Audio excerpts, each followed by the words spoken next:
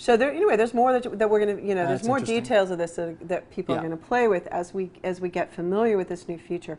But it's going to be a great way both to move us into the future. So once this is comfortable and we're used to saying case student is student, then the next step of the pattern matching is going to be a smooth and sweet step, which, I mean, I can predict that there's a good chance we'll get a match there, which means we'll be able to use this in link statements. So I think we're going to have this kind of stepwise projection. That's just a guess. I don't know what they're doing. Sure, but, it's not a promise. No promises. No promises. No promises.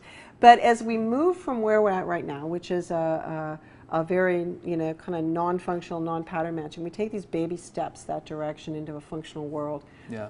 This is a great step because we have immediate benefit. I don't care if we ever get anything more. Right. I will never have to write as. Oh, yeah, I'll use this tomorrow. I know. Or I mean, today, it's like after we're done this here. is. It's like if you haven't, if you can't go to C#7. Now, I do want to make something clear. This is C#7 right here. Okay, and so for most people, you'll be able to go from Visual Studio 2015 to Visual Studio 2017, play around, and then come back. However, if you're playing with ASP.NET Core, you can't do that because it changed from Project JSON to the new project system. And so if you ever open and you don't have Git, what's wrong with you?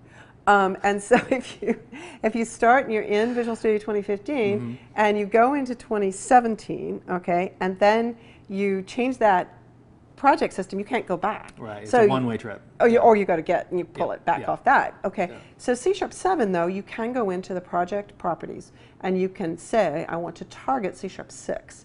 Which says, don't let me do that stuff. Help me out here. Nice. Don't, you know, slap my hands if I start doing stuff. So if you try to use the syntax, syntax, it'll say nope, nope, nope, nope. Right.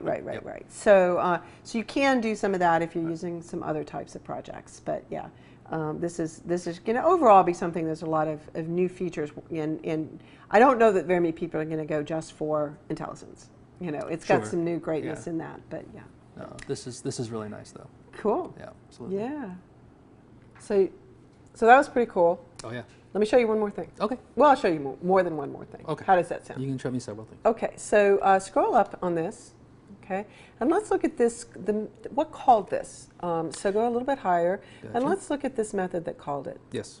Okay, so you see that this method is returning actually two values. One is an IEnumerable of string, which is the messages that we're going to send out. Correct. But it's also, while it's there, getting a count of the staff. So the first thing you can do is on line 17 and 18, do you want to get rid of that as? Can you remember how to do it? Let's see. I want to see if you've got it. Okay, so in this case it would be person as staff. You almost have it. You have as instead of is. You know what? I've always and you were done getting that. You were getting it. Okay, so always we've got that. Yes. Okay. So there's a couple other ways we could have done this. Now, can you just Control Z and get that back for just a second?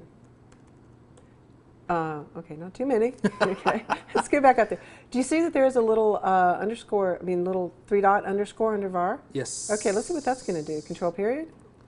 Inline temporary variable. Oh, look at that. And then Enter. the preview, it tells us exactly what it's going to do, and it just does it for us. Okay, so I just want to see if you can remember it first. Yeah, no, yeah. All right, so you definitely have that. Okay. Nice.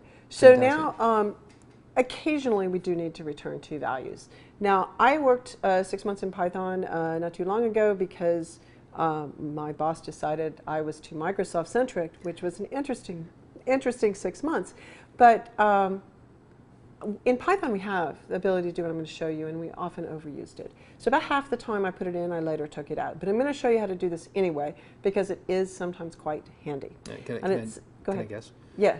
If it's Python, you're talking about tuples. I am talking about tuples. Absolutely. I'm talking about tuples.